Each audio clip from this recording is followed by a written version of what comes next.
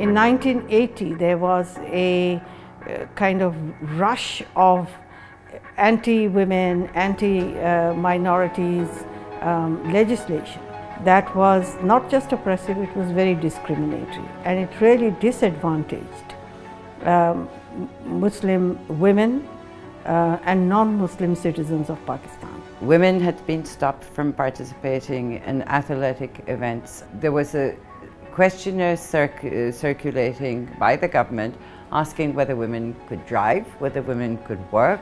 There are pictures that everyone has seen of women burning their chadars and dupattas as a reaction to the Hudud ordinance and other laws which basically was saying in legal and policy framework that women are second-class citizens. This was an era where you really couldn't turn your face away. You couldn't say, this is happening, it doesn't concern me.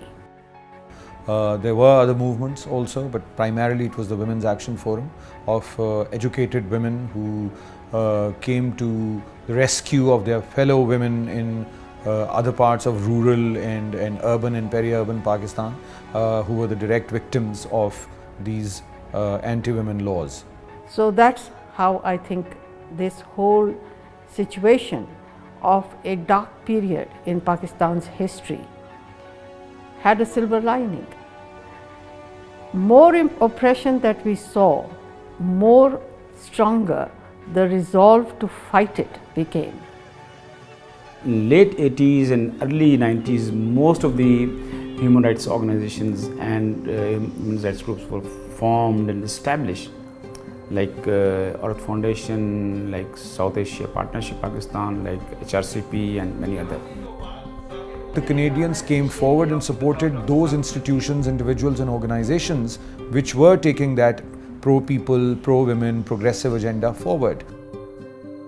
Some of the biggest organizations that came into being were the ones who were working for development in rural areas, rural development. SAP-PK, for instance, is a direct creation or facilitated by the Canadian support. Similarly, SPO was also created by Canadian support. Now, these organizations had big grassroots outreach. And not just the organizations. Canadians also invested in consolidating networks of these civil society organizations and institutions from the grassroots to the very top. I think the Canadians were extremely important in terms of influencing Pakistan in terms of the decisions, in terms of having an open mind towards gender equality.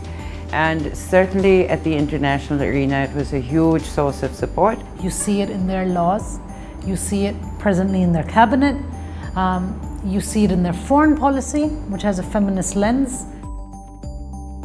So I think the role I see for the Canadian government is really investing in women. And we have to invest in women's economic opportunity and their skills and their capacity to engage in productive enterprises.